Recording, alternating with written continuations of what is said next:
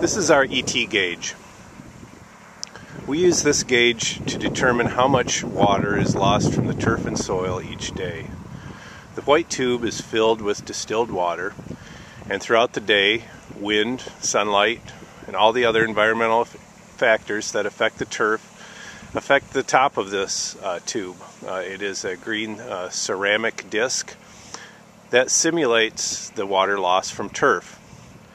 You can see that on the tube there are gradations, and as water is lost or evaporated off the top of this tube, the water level in this index tube drops, and we can measure in tenths of an inch or millimeters how much water is lost each day.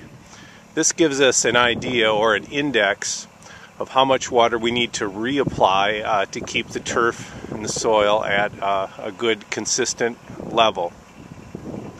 There are more sophisticated ways to measure ET using weather stations and taking measurements of wind, solar radiation, temperature, and many other factors, putting them in a complex calculation and determining the evapotranspiration.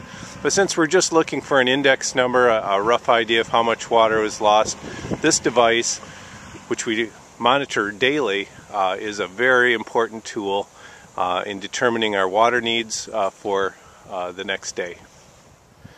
This device is a Field Scout TDR 300 from Spectrum Technologies, and we use this device to determine the actual amount of water that's in the soil at any given time.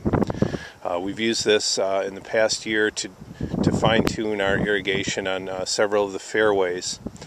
The device is equipped with steel probes that you insert into the ground, and it measures the volumetric water content of the soil. By inserting the probes into the ground and pressing the button, it gives you a calculation of the volumetric water content in the soil. In this case, it's 38.5%. This is quite wet by a lot of standards, but not overly wet. We've just had some rains recently, and it's late in the season, so we're not losing very much water. If we measured the fairways and found that they were at 38.5%, we would probably not run the irrigation system. We'd wait until things dried out. Or if it was around a particular sprinkler head that we found a number like 38.5, we would probably turn that sprinkler down or off for the evening or for any extended period of time, depending on the environmental conditions. Again, this measures the amount of moisture in the soil, and we use it as an index to just gauge how much water has been lost and how much water we need to apply. We also use it to fine-tune our irrigation scheduling. This device is a Dynamax TH2O soil moisture meter. It uses a theta probe technology.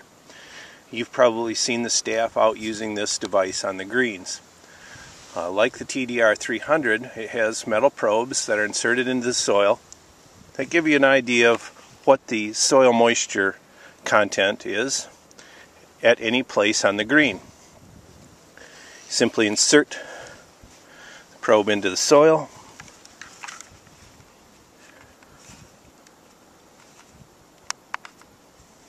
hit the device, and it gives you the volumetric water content. In this case, it's 15.7%. If the greens were 15.7% in the summer, we'd think that they were just about perfect. Anything over or around 20 tends to be a little wet. Anything below 15 would indicate to the people that are taking these measurements that some water might need to be applied, either by hand watering or in the evening irrigation cycle. Interestingly, we could take this probe around to different parts of the green and find different soil moisture readings. And so you'll see the guys using this probe, and this will indicate exactly where on the green they need to apply water. They don't apply water to the whole green, only to the areas that need water and that have perhaps a low reading using this device. It's a very handy tool for hand watering. It makes our hand watering more efficient, and it gives us a very good sense of how much moisture is in the soil and what amount of moisture in the soil provides the best playing conditions and the healthiest turf.